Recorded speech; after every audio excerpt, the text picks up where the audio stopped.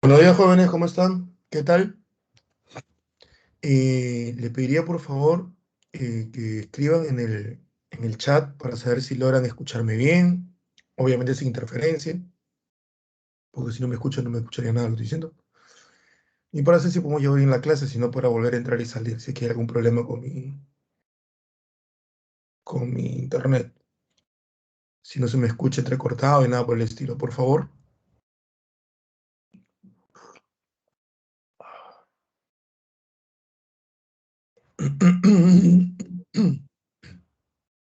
Buenos días, Milagros. Gracias. Muchas gracias.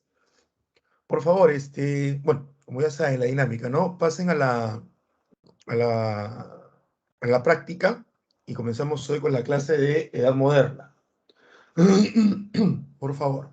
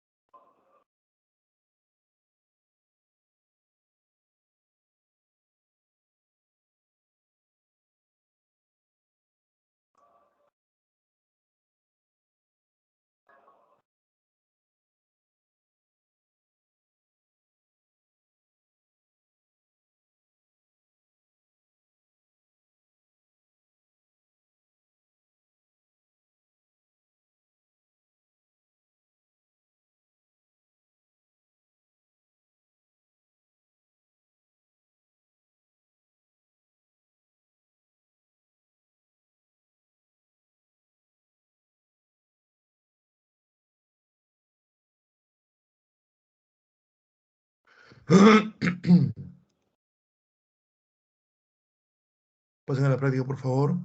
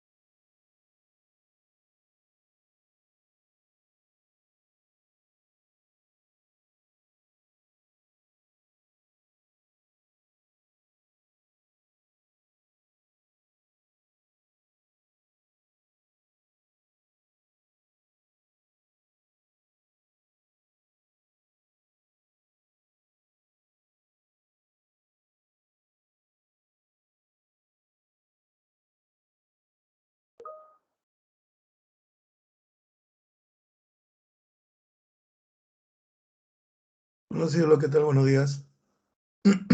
Pasa la plataforma, por favor, para la práctica.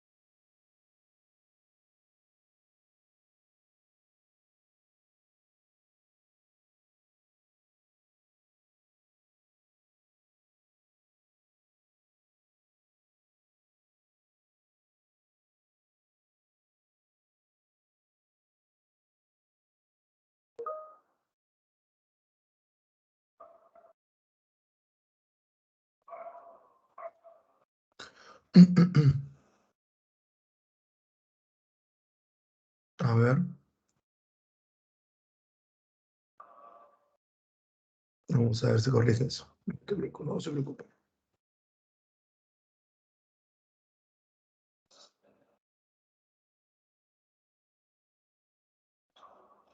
Tiene razón. Deme un segundo.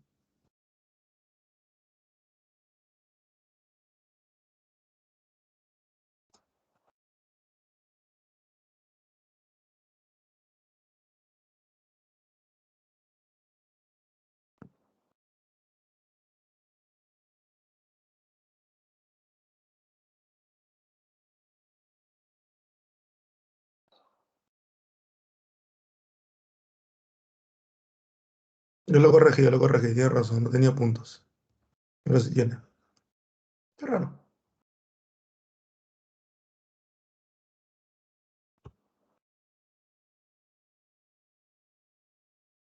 Yo lo corregía. Miren si pueden. No, a ustedes. Siempre. Eso por avisar.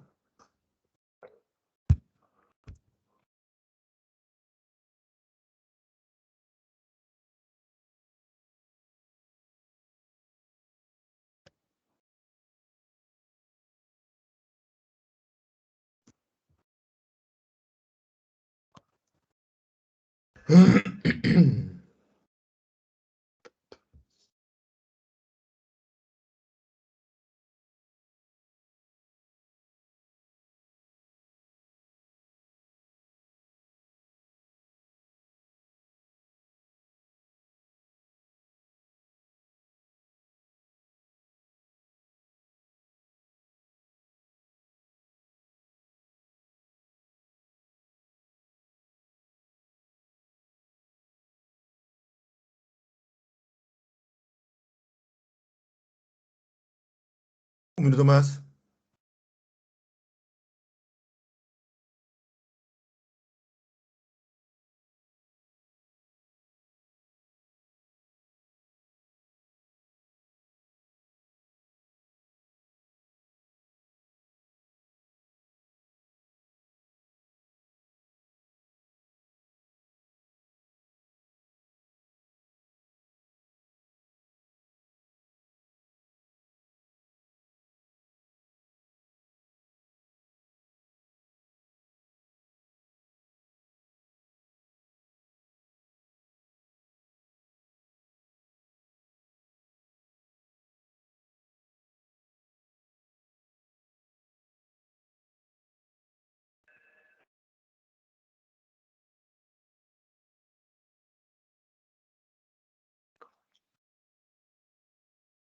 Listo, comencemos.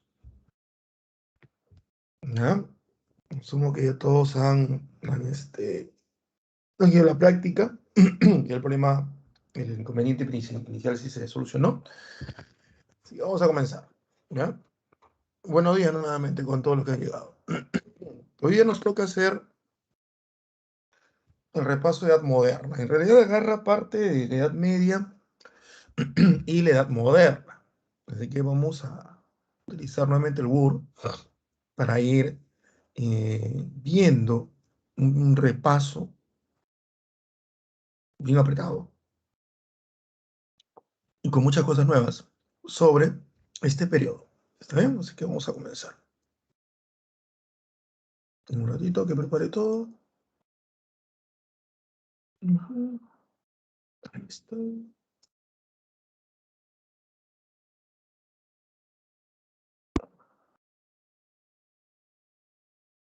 Listo, comenzamos. A ver, eh, nos piden hablar sobre la Baja Edad Media y también sobre la Edad Moderna.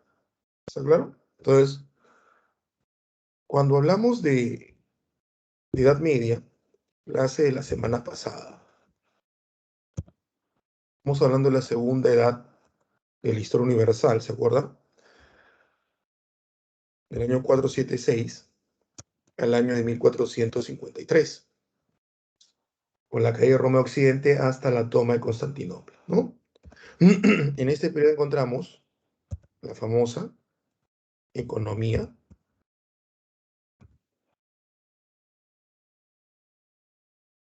feudal. La economía feudal. Y la Edad Media estaba dividida en tres etapas, ¿no? Primera, que era la temprana Edad Media, ¿ah? Hay que tener bien claro, temprana Edad Media, que va de los siglos 5 hasta los 9, que tiene que ver con el inicio, con la caída del Imperio Romano Occidente hasta la desintegración del Imperio Carolingio. Aquí lo que vemos es el desarrollo del feudalismo. Luego viene la Alta Edad Media, que va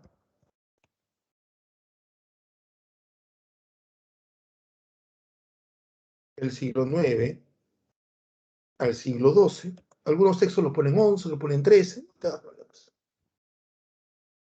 Aquí vemos el apogeo del feudalismo y lo que vamos a hacer hoy día. Parte de lo que vamos a hacer hoy día. La Baja Edad Media. ¿Ah? Lo 12 hasta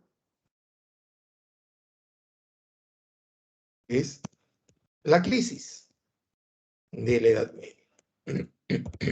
De la Edad Media. Eso es lo que hoy nos toca ver, ¿no? La Baja Edad Media. A ver,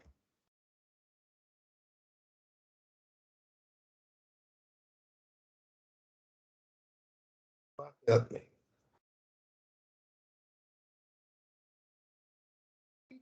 Destacar en esta Baja Edad Media. ¿Qué hecho hay que destacar como más importante? O bueno, como uno de los más importantes, las cruzadas. Eso hay que destacar, las cruzadas, que van desde el siglo XI hasta el siglo XIII. En realidad son los dos últimos años del siglo XI, porque es en 1098. Ya hemos hablado de las cruzadas, así que redundar en ello sería pues ocioso por lo que nos toca hoy. Lo que nos interesa es la consecuencia de las cruzadas. Es que la consecuencia de las cruzadas es que renació comercio entre en este caso Asia,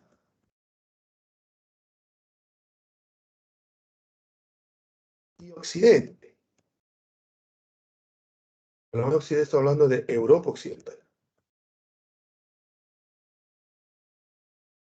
Europa Occidental. Renació el comercio entre Oriente y Occidente. Eso es lo que interesa como consecuencia de las cruzadas. Renace el comercio entre Oriente y Occidente. Este renacer del comercio entre Oriente y Occidente, ¿qué va a generar? Impulsó el comercio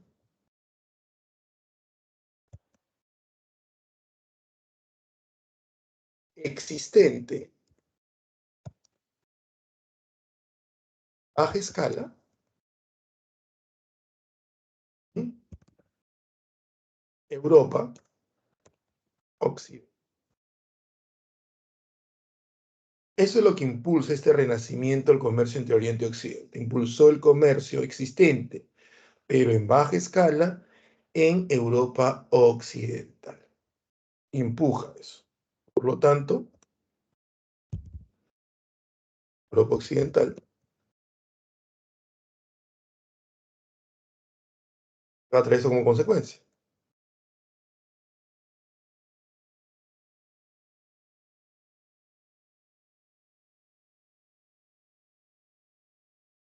Europa Occidental.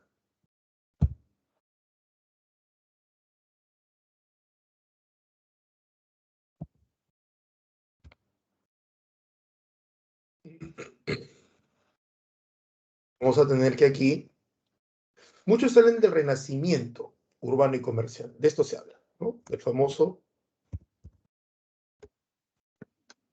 renacimiento urbano y comercial. Ha venido pregunta de esto. Renacimiento urbano y comercial. Ahora, palabras claves. Renacimiento.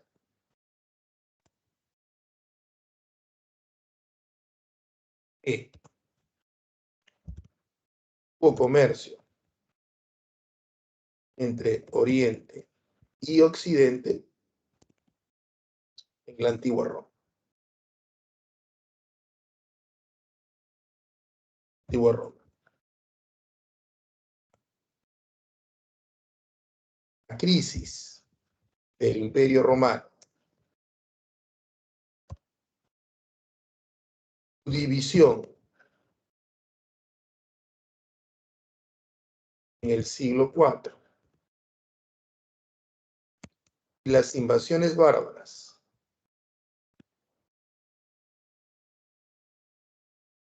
a Roma de Occidente.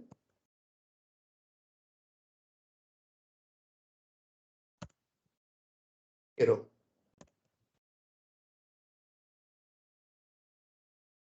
ese comercio. Eso también podríamos sumarle, chicos, el gran problema que tuvo pues, el Imperio Bizantino con Occidente, ¿no?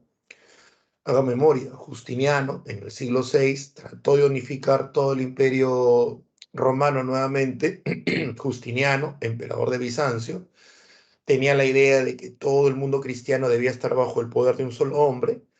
Y luego vemos, a partir del siglo VII, ya muerto Justiniano, un fuerte conflicto, una fuerte crisis entre el Imperio Bizantino y el Papa, que los lleva a enfrentamientos, dos de los cuales hemos estudiado, que era la querella iconoclasta del siglo VIII, ¿no? Esa lucha que hay entre el emperador bizantino y el Papa por la presencia de imágenes en los templos, y el cisma de Oriente, en el siglo XI, que termina con la ruptura, la división de la Iglesia Católica con el Imperio Bizantino y la aparición de de una nueva iglesia, la Iglesia Ortodoxa griega. Entonces, sí hubo, sí hubo una alianza, un nexo, perdón, una relación comercial entre Oriente y Occidente. Hay arqueólogos chinos no solamente han confirmado ello, han hallado bases y centros pequeños, no ciudades, sino centros pequeños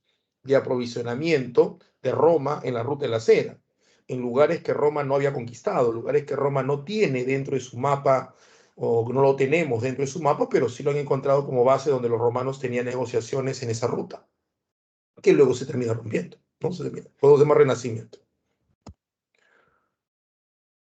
¿Por qué urbano? ¿Por qué urbano? Bueno, en realidad, vamos con comercial primero, porque la forma exacta para entender esto sería renacimiento comercial y urbano, ¿no? Comercial,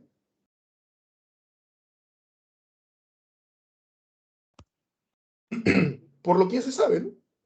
Se reactivó el comercio Oriente-Occidente y se impulsa el comercio en Europa Oriental, ¿no? Reactivación, comercio, Oriente, Occidente. Ello se impulsó el comercio en...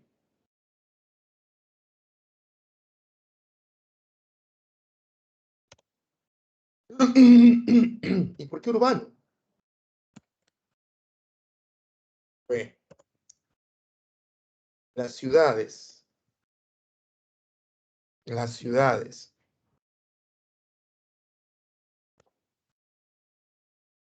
medievales eran,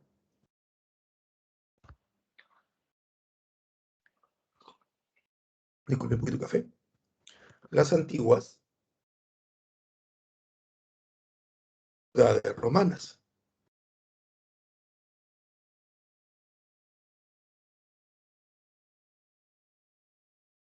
Estas vieron de centros de intercambio comercial.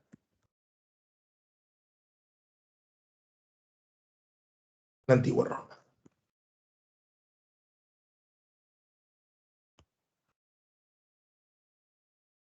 La crisis del Imperio Romano, las invasiones bárbaras,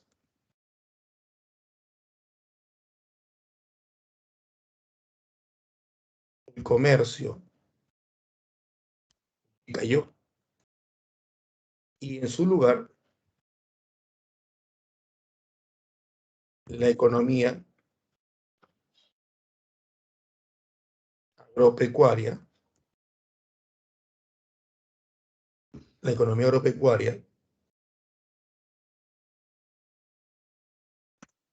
se volvió la dominante.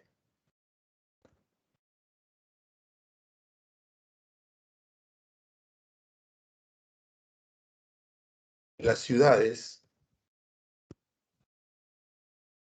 durante la Edad Media feudal perdieron poder e importancia. Claro, la ciudad era un centro de intercambio comercial. Por eso que las ciudades están cerca a lagos, cerca a ríos, cerca a caminos, para poder ingresar rápido y hacer el intercambio. Pero si la nueva forma de economía es una economía agropecuaria y no hay comercio, el comercio se reduce, ¿para qué ciudades? Eso pasó en la Edad Media. Por eso que la vida en la Edad Media era rural, no era urbana. ¿Me dejo entender? En cambio, ahora ha vuelto a ser urbana. Entonces, por eso dice que renacen las ciudades, ¿no? Así, en las ciudades, durante la Edad Media feudal, perdieron poder e importancia. ¿Listo? Entonces, ahí lo tienes. La Europa Occidental, Renacimiento Urbano Comercial.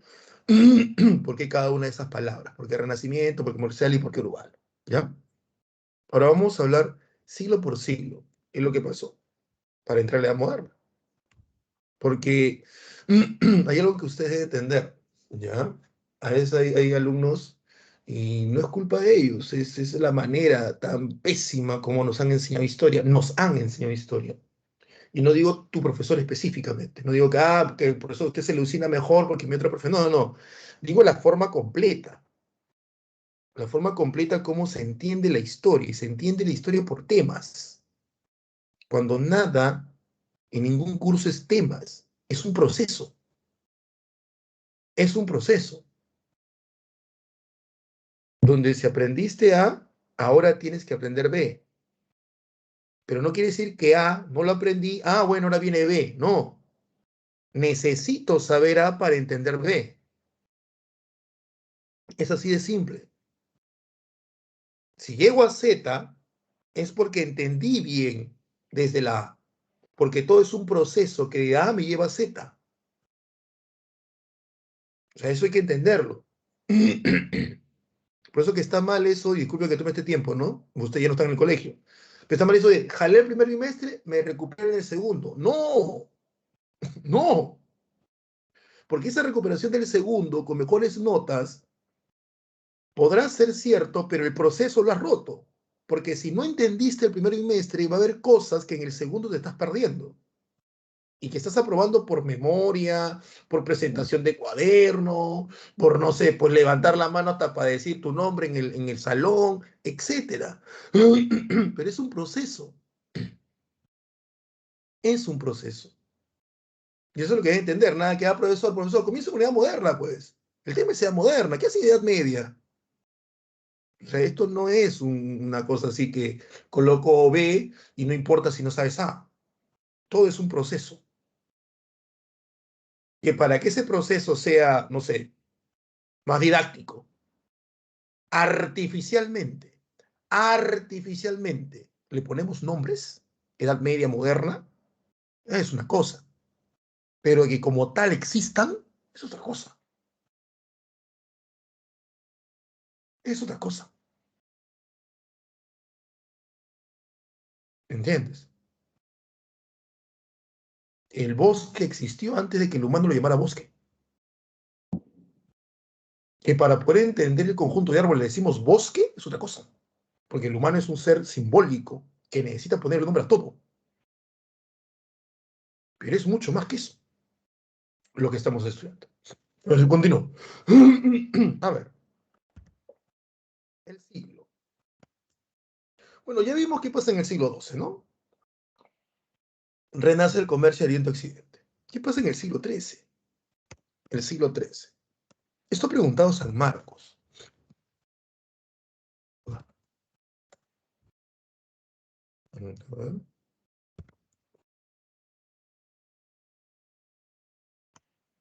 ojalá la bolita, pero no importa. Siglo XIII. ¿Qué pasa? ¿Ya? Aumento de la producción agrícola.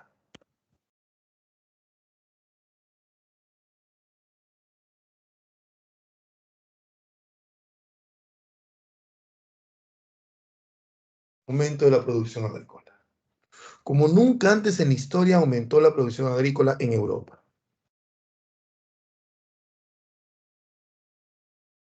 Aumento de la producción agrícola en Europa Occidental. De una manera impresionante. De una manera impresionante. ¿Ya? De una manera impresionante. ¿Esto a qué se debió? ¿Por qué aumentó tanto? Ya.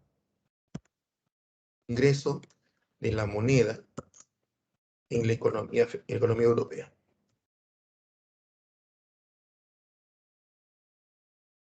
Claro, como ya hay renacimiento urbano y comercial, principalmente comercial, obviamente, ya la moneda ingresa. Entonces, la moneda es una nueva fuente de riqueza. Hasta antes de las cruzadas, la fuente principal y casi única de riqueza en Europa Occidental había sido la tierra. Pero la tierra, como fuente de riqueza, debido a una economía agropecuaria, feudalismo, la tierra solo lo podían poseer los señores feudales. Nadie más, nadie más. Entonces, la fuente de riqueza en el sistema feudal está monopolizada por un grupo cerrado. En cambio, cuando renace el comercio, lo que vamos a encontrar es que aparece una nueva fuente de riqueza, que es la moneda, fuente de riqueza, que no se puede monopolizar necesariamente. O sea, no es que yo por ser noble tengo monedas, no. La moneda es un tanto más democrática, si lo vemos de esa manera, que la tierra. ya que cualquiera que haga desarrollo comercial puede tener moneda. Entonces, la moneda no solamente lo van a tener pues, los señores feudales, aquí lo tienen los comerciantes, también los campesinos van a tener moneda, ya que los señores feudales, para poder comprar los productos de Oriente, comienzan a exigirle a sus siervos que les tributen no solo en trabajo, sino en moneda. Entonces, obligan a los siervos a que utilicen moneda. Y el siervo, teniendo moneda, no solamente usará la moneda para tributarle a su señor feudal, ya que ¿cómo consigue la moneda? La moneda la consigue, obviamente, entrando el siervo en el circuito económico que te permite adquirir moneda. En cristiano, si el siervo sigue estando en el feudo, no va a tener moneda en su vida. Pero si el siervo entra en el comercio, ¿cómo? Vendiendo su trigo en la ciudad, vendiendo su pollito, vendiendo, pues, no sé, los huevos que su gallinita pone, vendiendo su cerdito, vendiendo. Entro en el circuito comercial. Por más que yo siga viviendo en el feudo, ya estoy entrando en el circuito. Y a cambio estoy recibiendo una moneda. ¿Por qué? Porque necesito esa moneda para pagarle al señor feudal. Pero cuando entro en el circuito del comercio, me doy cuenta que con la moneda no solamente voy a pagar al señor feudal, sino que si tengo más monedas puedo comprar mejores cosas. ¿Como qué? Ingreso de la economía de la moneda, compra de semillas, semillas de Oriente que son mucho mejores, semillas, arado, llega el acero de Damasco, mejores trabajos en metal, arado, ¿m?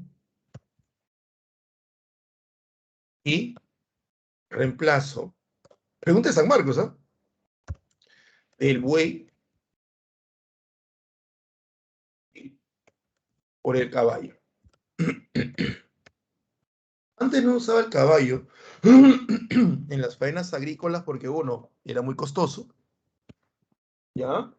Y dos, porque el caballo, siendo mucho más inteligente y dócil que el buey, por lo tanto, siendo mucho mejor manejable para las faenas agrícolas, era más débil. Al buey se le ponía una yunta, ¿no? Que es una madera que cruzaba su cuello. Cruzaba su cuello no, pues se ponía sobre su cuello. Esa madera era la que jalaba el arado. De ahí venía la fuerza para jalar el arado. Pero esa madera podía, pues, lastimar al caballo y matarlo con el tiempo. Lo que se hace es una especie de collarín. Y otro problema que tenía el caballo era que cuando tú mueves la tierra con el arado, estás sacando piedras. En el caso del buey, el buey, su pata tiene como pezuñas separadas, ¿no? Tiene como una especie de casco separado. Entonces eso le permite amoldarse mejor a la piedra, si es que lo viera en el suelo. El buey es todo terreno, para que me entiendas, un 4x4 el buey. El caballo no, su pezuña es un casco completo. Y como que eso se parta, olvídate, el caballo puede hasta morir. Entonces, ¿qué es lo que se hace? Se crea la herradura, el herraje, para evitar que el caballo le pase eso. Entonces, todo esto, la compra de semilla, de arado, el reemplazar el buey por el caballo, va a permitir una mayor producción agropecuaria. Obviamente, esto gracias a la compra con la moneda. ¿Está claro? Otra cosa que también hacen ellos.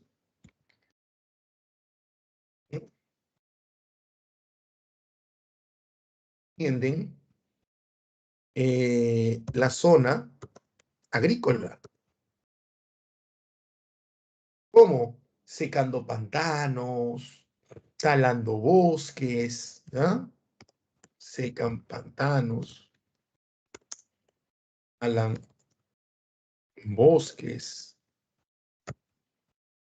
sembran en colinas, etc. Entonces, la zona de producción aumenta mucho más, mucho más, mucho más. Y otra cosa que es muy importante también por el cual aumenta la producción, ¿ya? Todo esto tiene que ver con interacción humana. Hay un buen clima, un buen clima, hay un buen clima, ¿no? Hay un buen clima. Entonces, todo eso hace que aumente la producción agrícola. Y esto trae como consecuencia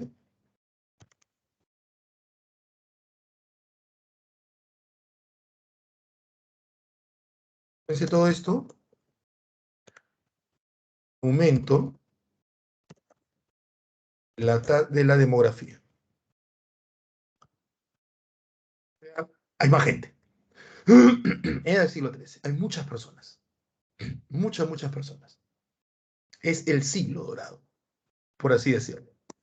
Pero todo tiene su final, nada dura para siempre. Viene el siglo XIV. Y este es el periodo de crisis, la famosa crisis del siglo XIV. Un ratito. ¿Tienen alguna pregunta hasta aquí, antes de entrar el 14? Voy a hacer así el tema, ¿eh? No lo voy a hacer por tema, voy a hacer el 14, 15, 16, 17. Así voy a hacerlo. ¿No? Estoy en el chat. Preguntas, dudas, consultas, por favor. Para no avanzar a lo loco nada más.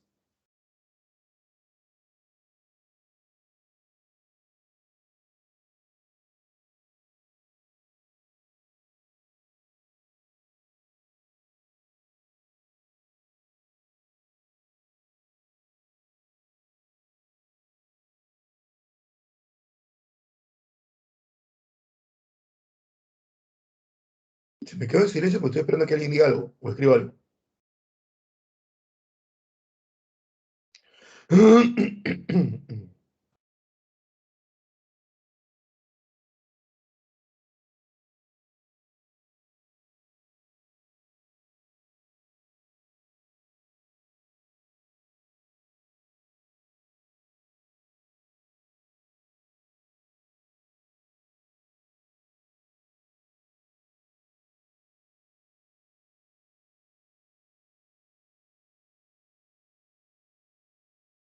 ¿Entienden? ¿No entienden?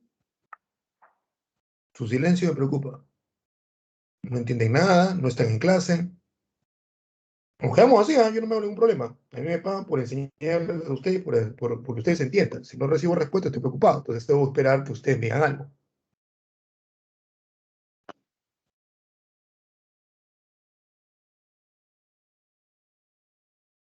Gracias, cielo.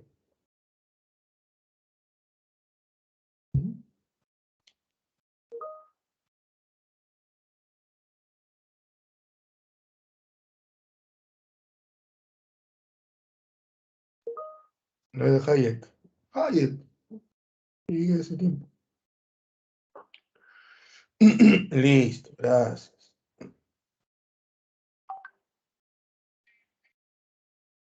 Vamos entonces a continuar, ¿ya? Con el siglo XIV. Ese siglo le encantó a Malthus, ¿ah? ¿Ustedes se acuerdan de Malthus? Gracias, Nayet. Claro, Hayek y Nayet son hermanos.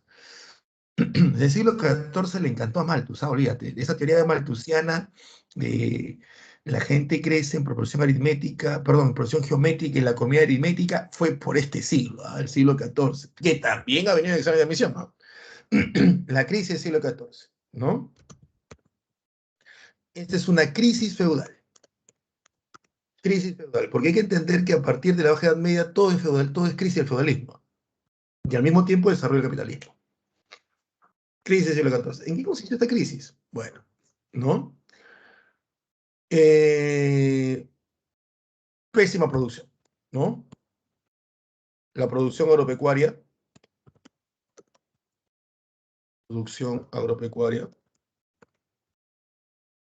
bajó dramáticamente,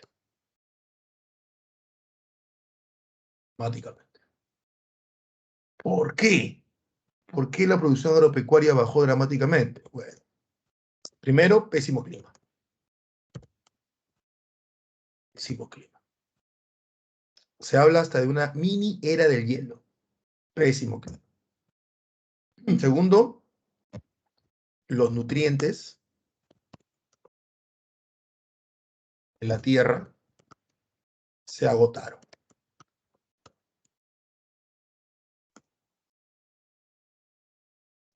al no usar el adecuado abono. Produjeron. Y al final, si no abonas la tierra, no la dejas descansar, ¿m? También. Aquí podríamos colocar algo también, acá arribita, para cuando tengamos este próximo clima, colocar esto, ¿no? La... ¿Cómo podríamos hacer? Ahí está. La expansión de zonas de cultivo generó un impacto ambiental. Claro. Muchos creen que solamente el impacto ambiental tiene que ver con la industria, no. Si vas a secar pantanos, vas a talar bosques y vas a sembrar en colinas, ¿ya? Vas a cambiar el equilibrio ecológico. Donde había un pantano que había en equilibrio ecológico con el entorno, lo sacaste. Donde habían bosques y lo talas para colocar cultivo, no es que coloco verde por verde y ya está ya. No, ya está, ya coloqué, pues saqué el árbol y coloco la lechuga. Entonces, como es verde, verde, no todo bota dióxido. No, no, no. No es así. Depende de la planta. Depende de la planta. Entonces, estás generando un impacto ambiental, un impacto climático. Ellos también lo generaron. ¿Mm? Los nutrientes de la tierra se agotaron al no usar el abono adecuado. ¿Ah? ¿Qué más? Ujú. ¿Qué más? Bajó la producción por ello, ¿no? Los nutrientes, la expansión. ¿Y esto qué generó? Generó poca producción, pero, digamos, mucha población heredada del siglo pasado. Tenemos poca producción y mucha población, ¿eso que trae como consecuencia? Hambre, muertes, muertes. Los señores feudales reclamaron, los señores feudales reclamaron sus tributos, pero en la cantidad del siglo anterior. O sea, ellos quieren que se les siga pagando los tributos como se les pagó en la cantidad del siglo XIII, pero estamos en el siglo XIV. Ellos quieren que se les siga pagando el tributo como se le pagó en un siglo donde hubo mucha producción, pero estamos en un siglo donde no lo hay. Entonces, al sentirse frustrados de que también su ganancia desciende, los señores feudales, ¿qué hacen? Abusan. Reclaman sus tributos, pero en la cantidad anterior, generando abusos. Los siervos. En los siervos. Generando abusos en los siervos. ¿Mm? Entonces, imagínate, el siervo ya está pasando hambre, más los abusos, peor todavía. Hubo enfrentamientos entre los nobles.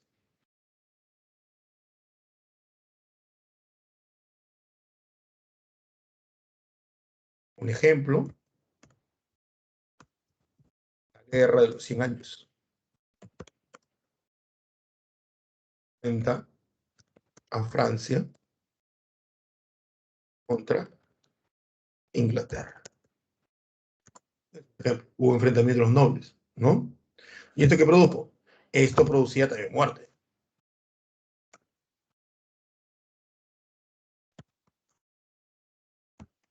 Muertes en los siervos. Así que el pobre siervo o te mataba el hambre, o te mataba los abusos del señor feudal, o te mataba la guerra. Ya, pues. ¿Qué hace el siervo? El siervo es algo muy simple.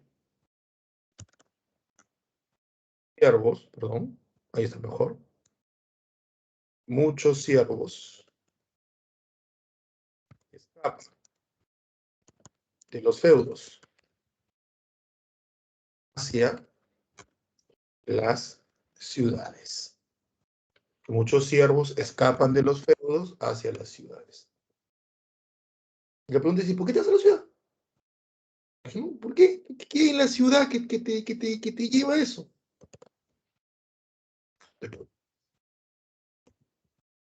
¿Por qué a la ciudad? Bueno, la respuesta es la siguiente, ¿no? Las ciudades tenían autonomía en relación al feudo donde se ubicaba. Las ciudades tenían autonomía en relación al feudo donde se ubicaba. ¿Cómo es eso? Allá. Los señores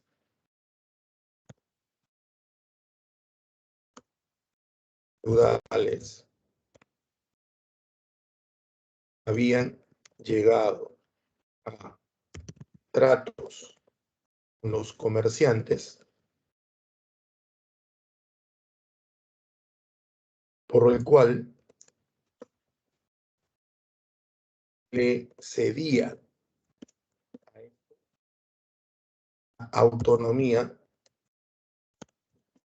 a una ciudad, a cambio de la cancelación de alguna deuda. Entonces, habían señores feudales que le debían demasiado a los comerciantes, y el comerciante Mosca le decía, oye, págame, ya me es demasiado, me como 3 generaciones tuyas. Te voy a embargar el feudo. Decía, ya, hagamos una cosa. Esa ciudad que tienes abandonada en tu feudo es una ciudad todo en ruinas, ¿sí? Ya, dame esa. Y el feudal decía, ¿pero para qué? Tú dame nomás. Tú me la das y tenemos la deuda cancelada. Y el señor feudal, ¿en serio? Sí, en serio. Dámela. Y está cancelado todo. Ya, listo. Te la entrego y está cancelado todo. Si yo no sé por qué quieres esa ruina, es el señor feudal. Pero si la quieres, yo te la doy. Y mira, parchado, decía el comerciante. Lo que el feudal no entendía es que el comerciante tenía mapas de la antigua Roma, y sabía que esa ciudad, en ruinas, abandonada, ¿no? Menospreciada por el señor feudal, en realidad tiene mucho valor, porque si la recuperabas y limpiabas toda la basura, toda la mala hierba que había crecido, ibas a encontrar caminos romanos que se habían perdido y que estaban debajo de toda la maleza, toda la mala hierba, toda la basura, y que ese camino unía esa ciudad A con otra ciudad que estaba a unos kilómetros. Entonces, lo que hacen los comerciantes es reactivar, ya lo hemos visto, las ciudades, pero reactivarla en la importancia que tienen como centros comerciales, como centros de intercambio, y que están pues unidas por caminos romanos, insisto, que habían sido olvidados por los señores feudales, porque no tenían importancia, ya que los feudales vivían de la agricultura y ganadería. Al darles esa autonomía y ver que al poco tiempo el señor feudal ve cómo esa ciudad que era ruina solo está toda bonita, ya pues ya había entregado la autonomía. Entonces muchos siervos decían, dentro del feudo, ¿dónde puedo ir? A la ciudad, porque el que entra a la ciudad ya nadie lo persigue, ya que la ciudad es autónoma, pues. Ahí lo tienen, ¿no? Los señores feudales habían llegado a tratos con los comerciantes, por el cual les cedían a estos la autonomía de la ciudad, ¿qué es eso? ¿Cómo hablo? Y una ciudad a cambio de la cancelación de alguna deuda, ¿no?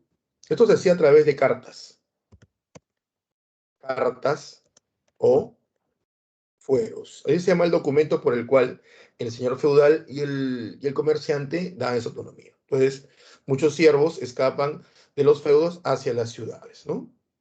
De esa manera se liberan de la muerte, se liberan de los maltratos, se liberan de todo, ¿no? Pero, ay, ay, ay, cuando tienes mala suerte, pero, ¿no?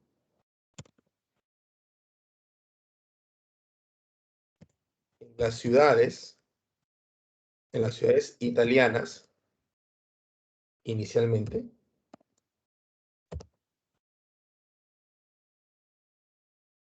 se dio la peste negra. Más salado no pudieron ser. Se escapan de los feudos para evitar el hambre, evitar las muertes, los abusos, las guerras, se van a la ciudad y está ya la peste negra. ¿Mm? Era la peste única.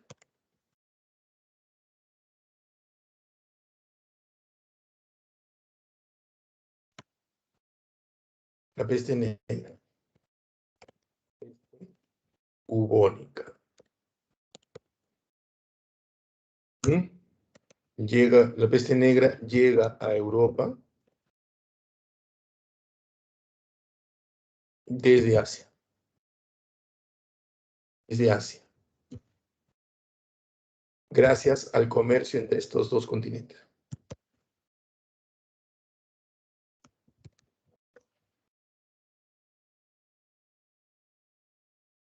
La peste negra llega a Europa desde Asia gracias al comercio entre estos dos continentes. ¿Me entiendes? Salubridad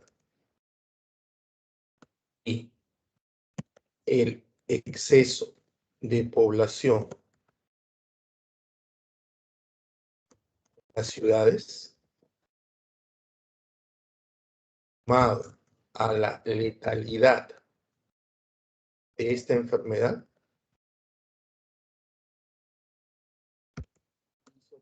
vendiera rápido.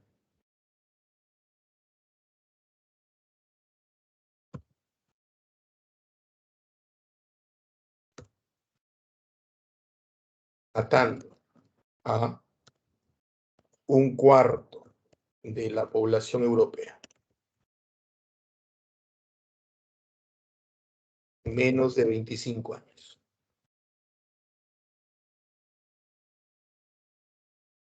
¿Te acuerdas que Malthus, lo viste en economía, ¿no? ¿Qué decía Malthus?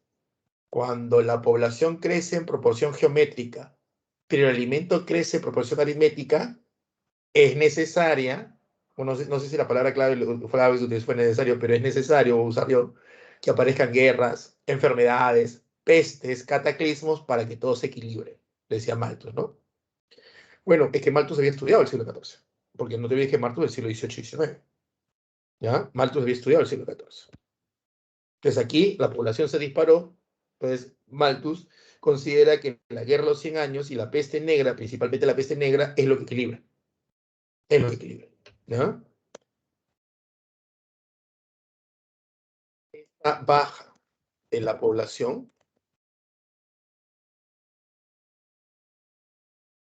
generó la producción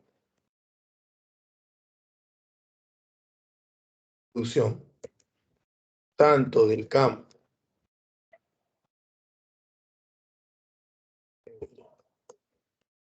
como de la ciudad,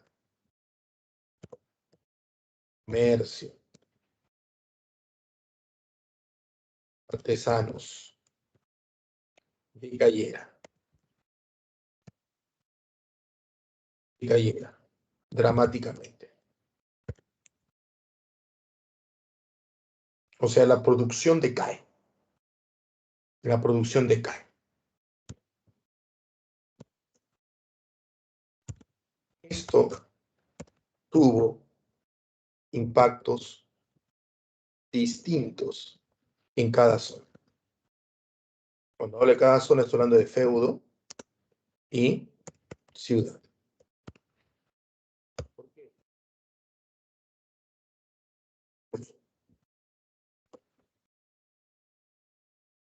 Al no haber mucha población,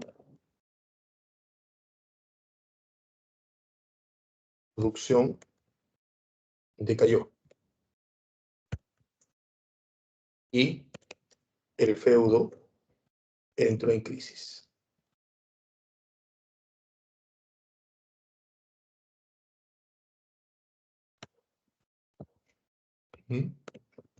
Ciudad.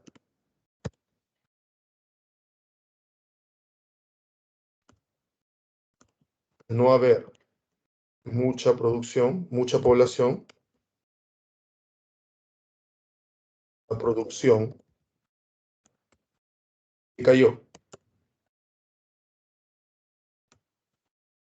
La ciudad entró en crisis. ¿No? Debido a la economía comercial,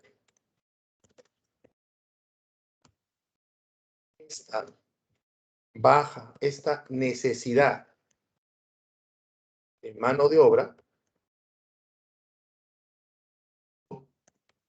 el aumento de los salarios. Y con ello, la migración campo a la ciudad, permitiendo que la ciudad se recupere más rápido que el feudo. ¿Ves? Claro, porque ¿quién quiere ir al feudo si el feudo no te pagan? En cambio, la ciudad sí. Por eso es que se habla de que ya vemos una crisis del sistema feudal, mientras que vemos un gran desarrollo del sistema capitalista. ¿Mm? Y esa fue la gran crisis del siglo XIV. Esa es la gran crisis del siglo XIV. No te preocupes que todo eso obviamente te lo voy a mandar ¿no? Esto lo vamos a colgar, solamente quería hacerlo con ustedes. ¿Ya? Es así como la ciudad, el comercio, perdón, demuestra que puede recuperarse más rápido. Obviamente, porque está recuperándose de crisis, pues, ¿no? Crisis feudales. Y es así como entramos al siglo XV. El siglo XV. Conocido como el siglo de los descubrimientos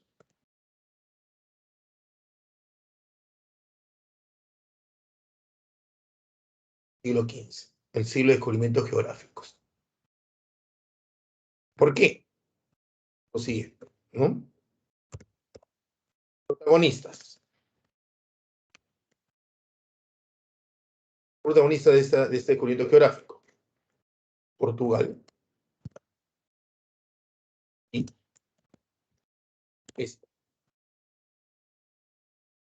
iniciaron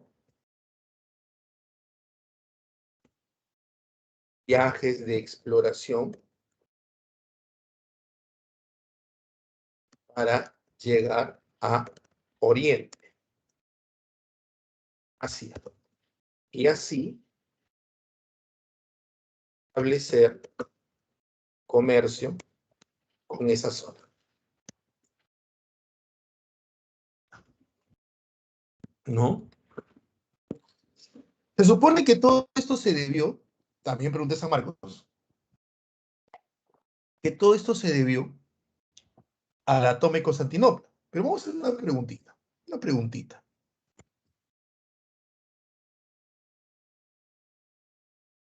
Y esos reinos buscaron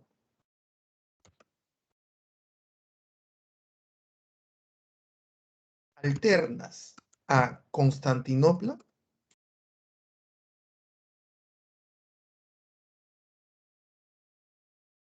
para llegar a Oriente y otros reinos no.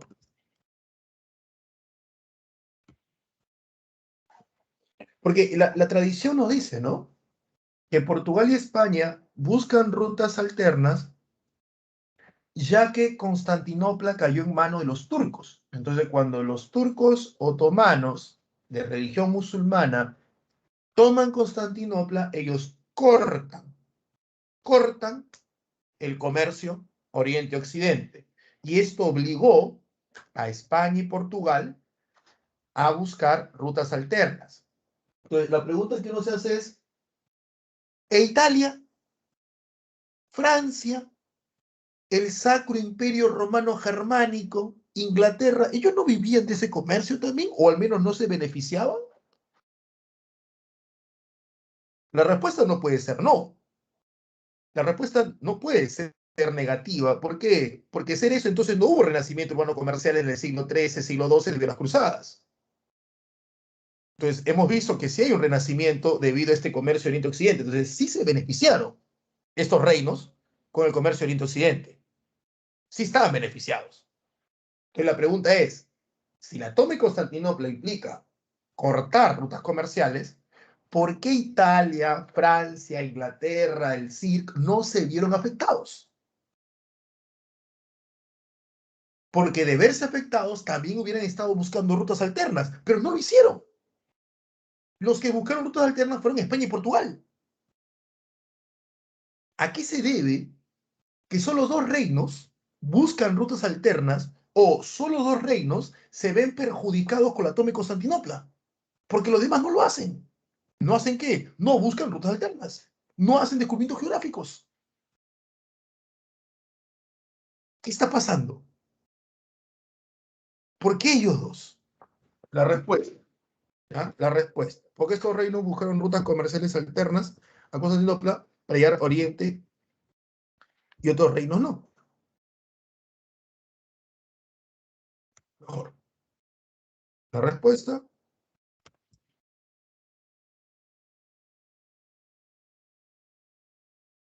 nos habían desarrollado relaciones comerciales con Oriente desde el siglo XII, gracias a las cruzadas. Portugal y España no participaron de las cruzadas,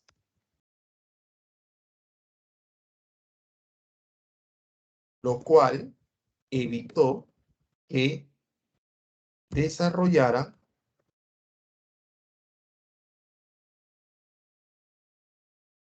relaciones en aquellos siglos. O sea, ellos no van a desarrollar, Portugal y España no van a desarrollar relaciones comerciales tan temprano como sí lo hizo el resto de Europa Occidental. Primer punto.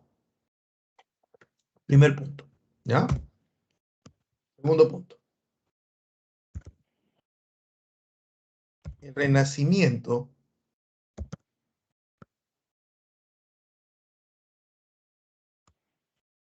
urbano y comercial trajo como consecuencia las cruzadas,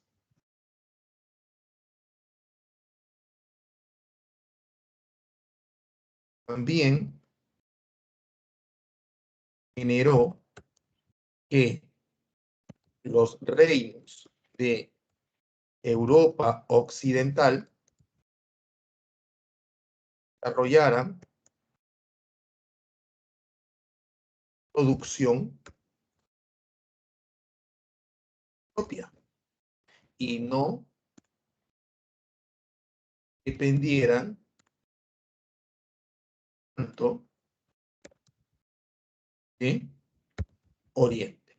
O sea, desde el siglo XII hasta el siglo XV, que es la toma de Constantinopla, ya muchos reinos habían generado su propia producción artesanal. Obviamente que traían de Oriente la pimienta y el comino que no podían producir en Occidente. Traían de Oriente también la seda que no podían producir en Oriente, en Occidente.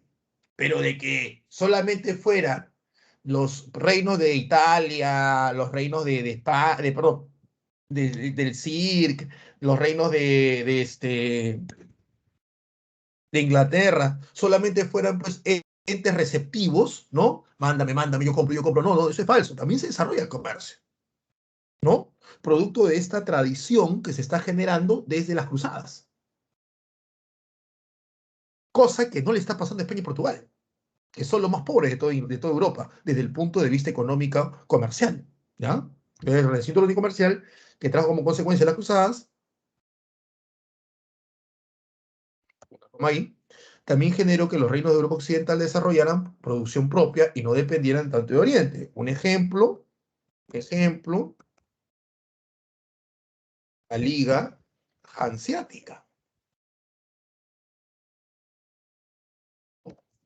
La Hansa,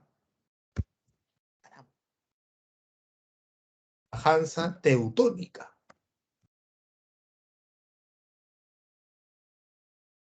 ¿Mm? ¿Qué lo tienes?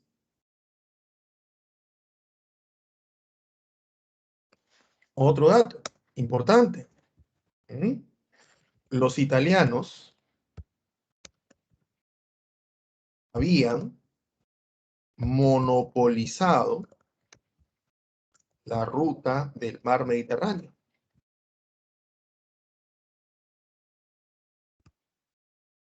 Además, tenían relaciones comerciales por África.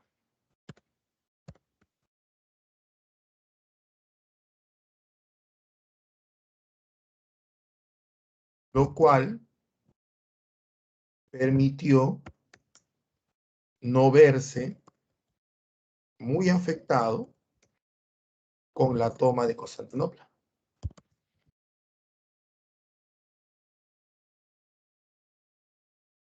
Que sean, valgan verdades, tampoco es que tomar Constantinopla cortó la ruta, ¿ah? No, no, no fue así, ¿ah? Tampoco tan torpes eran los musulmanes, ¿ah?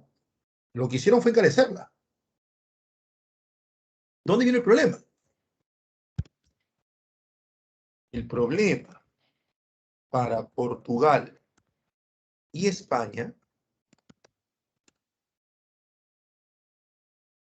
al no estar presente en las cruzadas, no establecieron relaciones comerciales en Oriente, ni desarrollaron comercio en sus reinos, como otros reinos europeos lo habían hecho.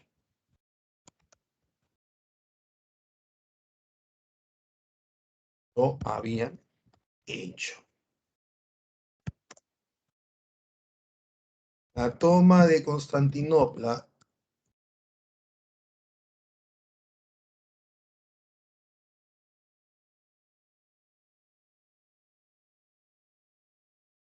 los perjudicó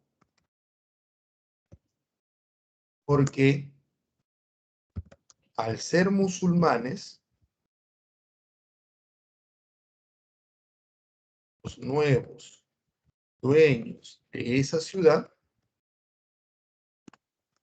ellos,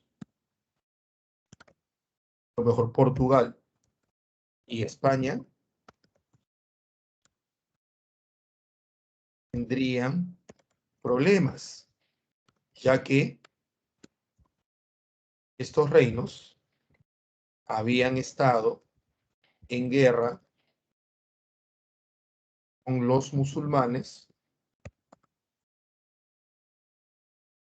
en sus respectivos territorios.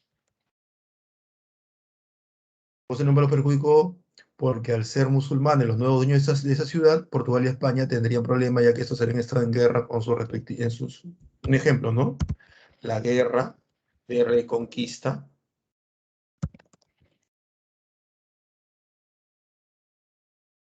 de católicos, claro, a los musulmanes en España. ¿Cómo te presentas tú ante los musulmanes? Hola, ¿qué tal? Hoy quiero hacer negocio contigo. Sí, soy yo el que mató a tu gente. ¿Cómo te presentas? ¿Entiendes? ¿Cómo te presentas? ¿Ya?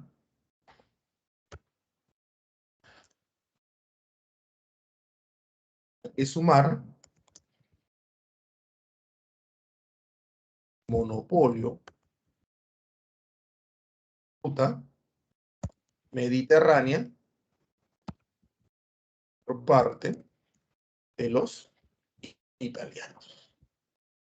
Entonces, la crisis del 14 había dejado una enseñanza, que la ciudad y el comercio te sacan más rápido esta crisis. Por eso es que España y Portugal quieren hacer eso. ¿Entiendes? Es por eso, es por eso. Y ellos tienen un problema. El problema es que, uno, Italia tiene el monopolio comercial. Dos, primero, uno, no fueron a las cruzadas, no establecieron relaciones comerciales muy temprano. Dos, Italia tiene el monopolio comercial del mar Mediterráneo. Y tres, los nuevos dueños de Constantinopla son musulmanes y ellos están matando musulmanes. Entonces es todo un problema, ¿no? Es todo un problema. ¿Ya? Entonces ahí tenemos luego, pues, ¿no? A Portugal, ¿ya? Portugal, quedando el sur de África,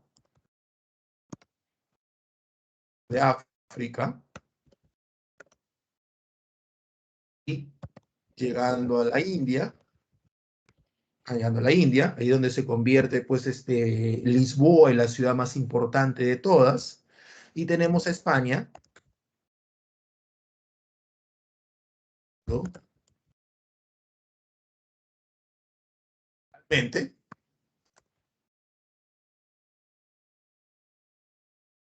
nuestro continente, ¿no? América, América.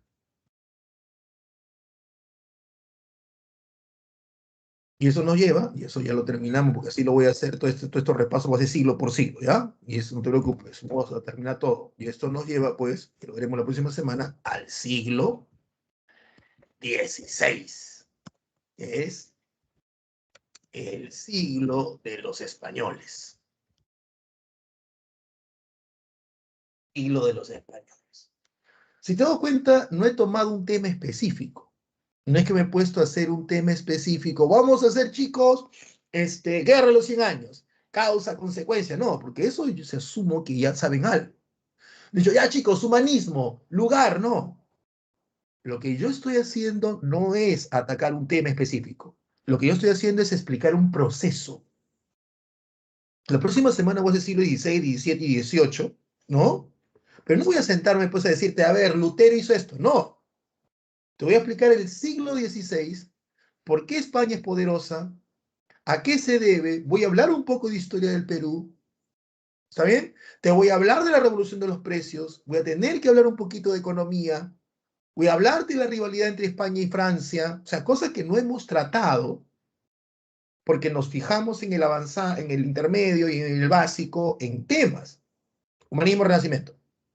Reforma contra reforma. Ilustración. Lo que yo voy a hacer es explicarte el telón de fondo que se maneja detrás de todo eso. Porque yo asumo, y sé que no estoy equivocado, que tú sabes los datos, que tú entiendes los datos. Lo que yo te voy a hacer es explicarte en este repaso, más que repaso, también explicación, explicarte cómo es que esos datos van encajando en un proceso.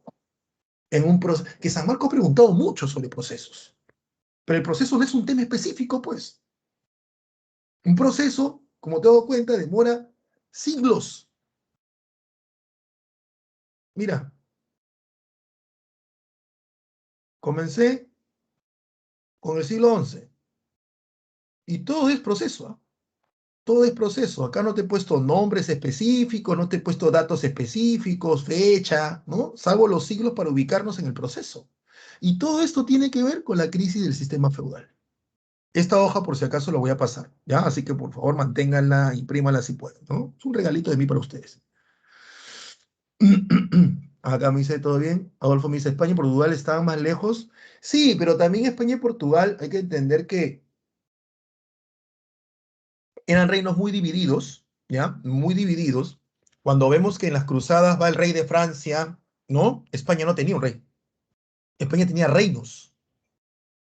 Recién el rey de España como tal lo van a tener en el siglo XVI.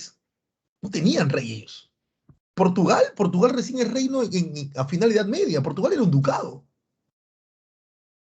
¿no? Entonces era mucho más complicado para los portugueses. La historia de Portugal y España es muy interesante, ¿ah? Muy, muy interesante. Muy interesante. Solo que no nos lo piden, ¿no? Bueno, o deberían pedir, deberías estar más estudiado pues en historia del Perú. El problema es que como enfocan la historia del Perú, no digo el profesor específicamente, sino todos en historia del Perú, como enfocan la historia del Perú, nuestra relación con España es una relación de malos, malos, malos, malos, malos, ¿no? Pufi, pufi, pufi, pufi, pufi, te odio, te odio, te odio, soy el hijo resentido, tú me abandonaste, tú me maltrataste, malo, malo, malo, malo. Y así no entendemos nada de España, pues si siempre lo vamos a hacer como algo malo, ¿no? Profe, pero nos invadieron, sí nos invadieron. Mataron a nuestra gente, sí, es verdad, pero por eso no lo puedo entender. Entonces debo entenderlos para poder comprender, para poder no justificar, pero sí entender el proceso. ¿Entiendes? La teoría del buen salvaje es ilustración, José. Es la teoría que propone Juan Jacobo Rousseau, donde dice que el ser humano inicialmente era un hombre que tenía derechos y que los podía ejercer, igual que los deberes. El problema, como hasta el día de hoy, el humano le encantaba, decía Rousseau, y hasta el día de hoy es así, le encantaba hacer uso de sus derechos, pero no de sus deberes.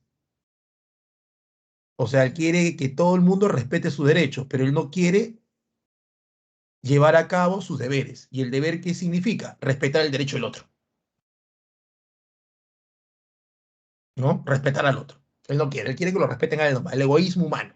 Es por eso que los humanos, dice Juan Jacobo Rousseau, establecen un Estado, para que el Estado vele por nuestros derechos y nos obligue, en base a leyes, normas y castigos, a que nosotros cumplamos con nuestros deberes. Pero, dice Rousseau y los ilustrados, en base a la educación, el humano será capaz no solo de conocer y hacer respetar sus derechos, sino de cumplir sus deberes.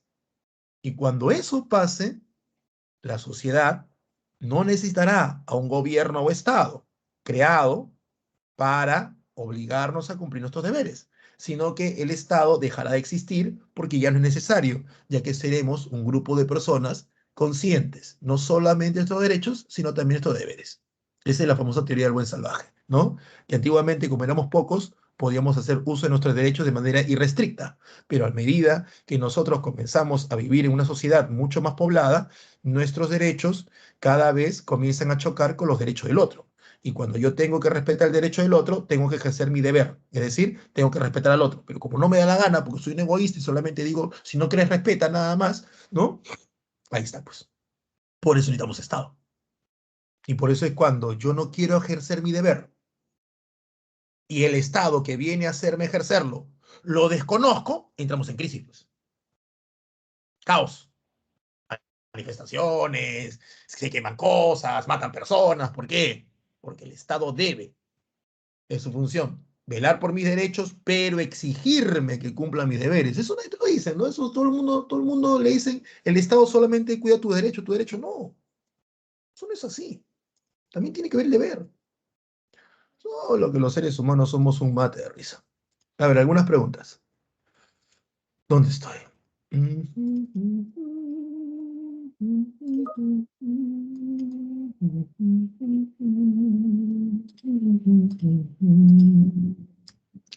De nada, Carlos, al contrario, gracias a ustedes por participar. A ver, los estados europeos que lograron respaldar las expediciones náuticas en la búsqueda de nuevas rutas comerciales hacia la India y China fueron España y Portugal. Ellos fueron. Según el proyecto de Colón, navegando hacia él, se podía ir a la India, hacia el occidente, pues, ¿no? Él decía que la Tierra era redonda. Ojo, Colón no es el primero en decirlo, ¿ah? Colón no es el primero en decirlo. Cualquier persona que hubiera leído sobre geografía y sobre astronomía de la antigua Grecia y Roma, sabían que era así. ¿Por qué? Porque ya los griegos lo habían dicho. El problema es que para la época de Colón, 1492, ¿cuántos sabían leer? Ni el 2% de la población, ni los reyes sabían leer. Y de los que sabían leer, ¿cuántos habían leído astronomía y geografía? Entonces, Colón está siendo el vocero de algo que muchos, que bueno, voy a retractar. Colón está popularizando y está siendo el vocero para que le den su permiso de algo que pocos que sabían leer y que habían leído a los griegos sabían. O sea, Colón no es el primero, a Colón no se le ocurrió, no es que le cayó un manzanazo en la cabeza, no. Colón solamente está diciéndole a la gente, ¿sabes qué? Esto dicen los griegos y yo quiero que ustedes me financien en la vuelta al mundo. Eso es de Colón. El principal factor de descubrimiento de América fue la necesidad de nuevas rutas. O sea, nadie dijo, anda Colón, anda, descubre lugares, ¿no? Ese fue el principal factor. Una consecuencia política de los descubrimientos geográficos en Europa fue el fortalecimiento de los ciudades feudales. No, los ciudades feudales venían en crisis desde el siglo XII. La consolidación de los puertos mediterráneos, no, porque el puerto mediterráneo se debe a la ruta mediterránea Oriente-Occidente. Pero al momento que Portugal descubre nuevas rutas comerciales, ya esto no, el Mediterráneo pasa a un segundo plano. Es por eso que a ver, adelante la próxima semana, es por eso que Italia comienza a perder poder. Italia tuvo mucho poder entre los siglos XIII, XIV, XV, pero cuando se descubren nuevas rutas comerciales a Oriente y España descubre el imperio azteca y el imperio inca, y comienza a llegar una gran cantidad de oro y plata desde América, la ruta más importante ya no va a ser el Mediterráneo, va a ser la ruta atlántica. Y es por ello que en el siglo XVI la ruta atlántica desplaza en importancia a la ruta mediterránea. Una prueba de ello, un hecho de ello es que tienes al Papa, que ya está tan pobre, que comienza a vender las indulgencias. ¿No? ¿Por qué? Porque, bueno, para la época del Papa todavía no llegaba el oro y la plata americana, pero sí estaba llegando la Azteca, pero sí estaba siendo desplazada el Mediterráneo por la ruta que los portugueses habían encontrado. Entonces, Italia había gastado como si nunca se le fuera a acabar toda esa fortuna, y al final el descubrimiento de la ruta bordeando África y luego el descubrimiento de la ruta hacia América comienza a desplazarlo, y es por eso que ellos tienen problemas económicos. Una prueba de estos problemas económicos es la 20 indulgencias, ¿no? Que va a generar la famosa reforma protestante. La consolidación de puertos mediterráneos, la formación de imperios ultramarinos y de el levitamiento del poder moral. No, la clave.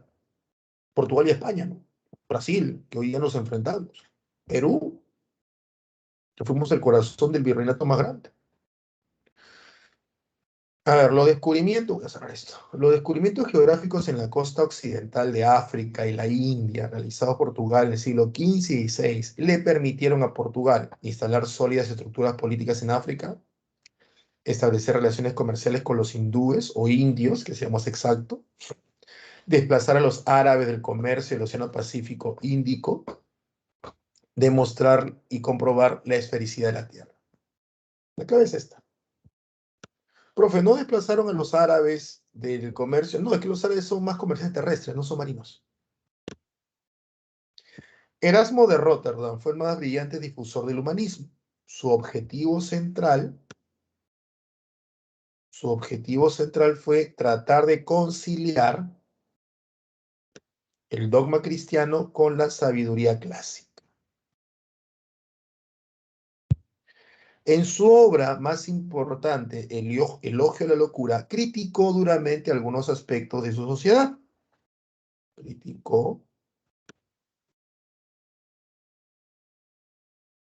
Criticó algunos, ¿ya?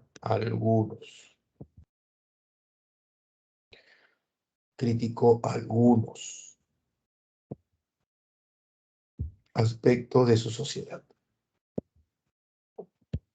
Particularmente de esos algunos, particularmente la crisis moral de la iglesia. De esos algunos, ¿no? Se considera con ello preparó el terreno a la reforma protestante, a la que sin embargo nunca se adhirió. Ah, mira tú. Él prepara el terreno a la reforma protestante, pero él nunca fue un protestante. O sea, sus críticas a la iglesia, en especial la parte de la moral, ¿ya? Que es un aspecto de su obra, su crítica a la iglesia, la parte moral, prepara el terreno de la reforma protestante, ¿no? Pero su objetivo principal fue tratar de conciliar el dogma cristiano, o sea, la teoría cristiana, la teología cristiana, con la sabiduría clásica, es decir, con lo griego y romano. Eso es lo principal. Y una parte de su obra, ¿no? Critica algunos aspectos. A ver, el texto exterior se puede inferir. Difundió la idea del humanismo a través de la imprenta, que en ninguna parte se puede inferir eso. Criticó todos los aspectos de la sociedad. Buscó conciliar el cristianismo y la cultura clásica y es considerado uno de los precursores de la reforma protestante.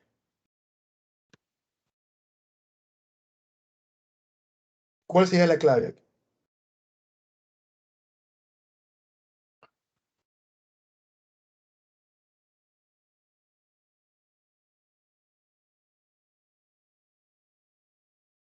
Cuando me dicen inferir, me dice significa deducir. La C podía ser la clave, pero ahí no estoy infiriendo. Ahí estoy casi copiando textualmente.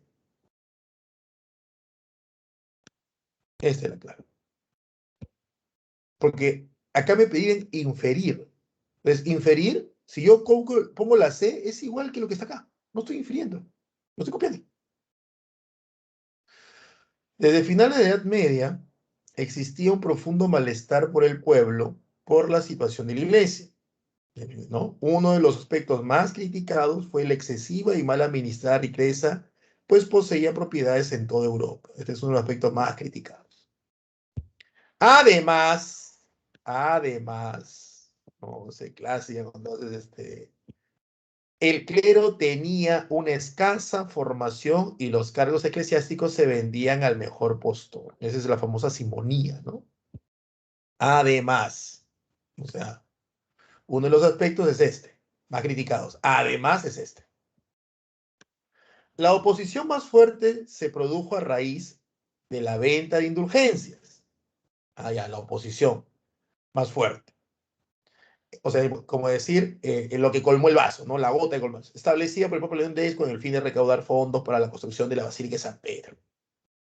Del texto se puede inferir que la reforma protestante tuvo como principal razón la acumulación de las riquezas por la Iglesia, se generó por el malestar del clero ante la situación de la Iglesia, el malestar del clero. O sea, los propios sacerdotes se molestaron. Acá me dicen que el malestar es el pueblo, no el clero, ¿no? ¿Tuvo en la venta de cargos eclesiásticos la razón fundamental? No, me dicen que la oposición más fuerte se produjo a raíz de.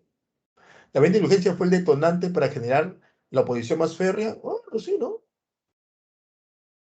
¿Cuál podemos inferir?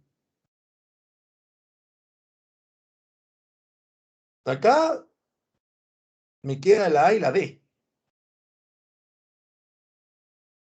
La A y la D. ¿Cuál es la clave?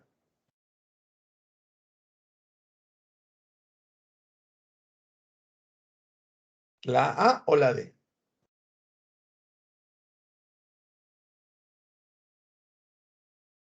La A.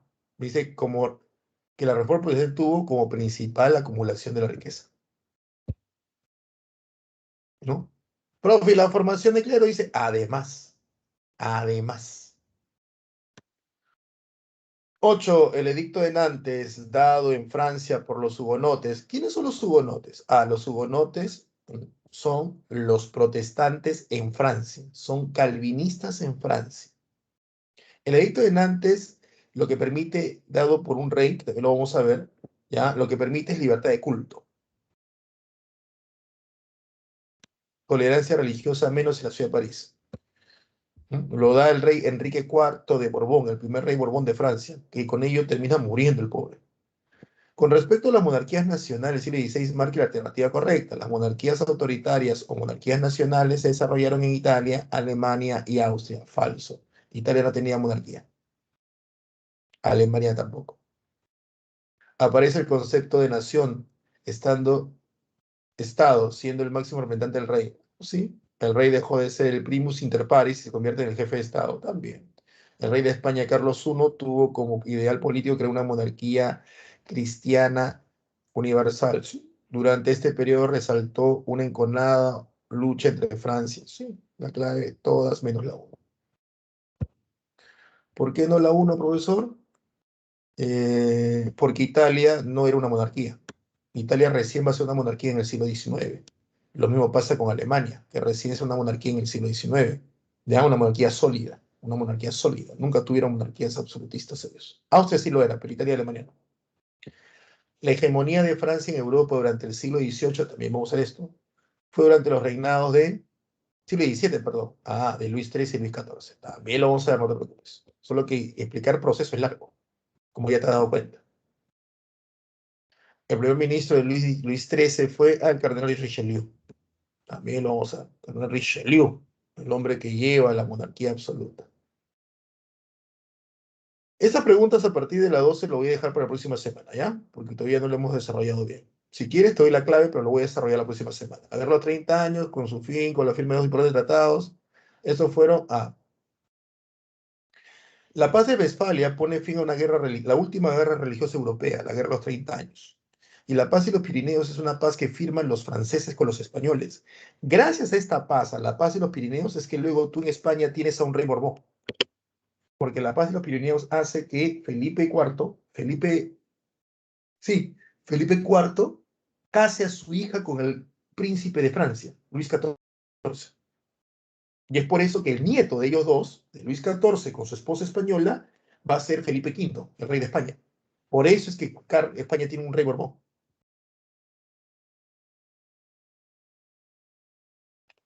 A ver, te doy las claves y esto lo voy a explicar, ¿ya? De la próxima semana. Son características del absolutismo monárquico, de ejecución del poder legislativo, ¿no? Concentración de poder en una sola persona, sí. Poder monárquico es ilimitado, ¿eh? Sí. Interpelación real por medio de plebiscitos, ¿no? Plebiscito es cuando tú le preguntas al pueblo, plebiscito, viene de plebe. El rey no es sujeto a la ley o reglamento, ¿sí? Exacto. El rey está por encima de todo. En el absolutismo, es lo que al final termina destruyendo la Revolución Francesa. 2, 3 y 5. La clave. ¿Ya? La ilustración en el plano social se caracterizó por, tú lo sabes, ¿no? Siglo XVIII, ilustración, también lo vamos a ver, no te preocupes, pero de como proceso.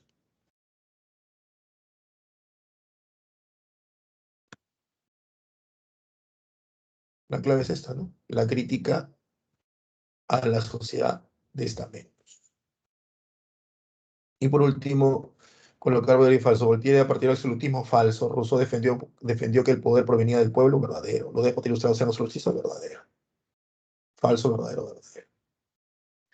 Si alguno dice, profe, pero ¿cómo va a dar estas claves si usted no ha explicado la clase? No, es que ustedes están en avanzados. Yo los temas en sí no debo explicarlos. No debo estar hablando de absolutismo, causa, consecuencia. No, yo tengo que explicar, porque es como una especie de repaso. ¿Entiendes? Distinto si fuera un básico donde yo no termino el tema de Roma y ustedes no saben absolutamente nada de Roma y yo estoy que doy las claves. Sería totalmente distinto. Acá se supone que ustedes saben los temas. Lo que yo estoy haciendo es explicarle el proceso. Por eso que me atrevo a darte las claves. Porque son claves sobre temas que tú ya sabes y que ustedes están aquí para repasarlos. Y obviamente lo vamos a hacer. Lo vamos a hacer. Distinto hubiera sido si esto fuera un básico o un intermedio. ¿No? Porque han sido mis alumnos en básico o intermedio, básico y o intermedio, saben que yo no daba claves si es que no termina el tema, y saben que yo siempre termino el tema. En este caso es proceso. Y no se preocupen, la hoja que he escrito la voy a pasar al grupo, ¿ya? Si tienen alguna pregunta o no, por favor háganla, si no, nos estamos viendo la próxima semana y seguimos con este. Para mí me encanta hacer esto, escribir procesos, explicar procesos, ¿no? Y vengan ustedes pasando un poquito del tema, ¿ya? ¿Preguntas, consultas? ¿Todo bien? Bueno, si es así, entonces voy a tomar mi desayuno, espero que ustedes también. Nos vemos la próxima semana y ya estaríamos hablando pues de un Perú campeonato, ¿no? ¿Sí? Un Perú campeón, como tiene que ser. Hoy día rompemos la maldición con los brasileños. Próxima semana, final con Colombia y ganamos y se acabó. Cuídense. Hasta la próxima semana. Cuídense bastante, chicos. Hoy día coloco esta hojita, ¿ya? Esa hojita no la pierdas, que la vamos a seguir desarrollando, ¿ah?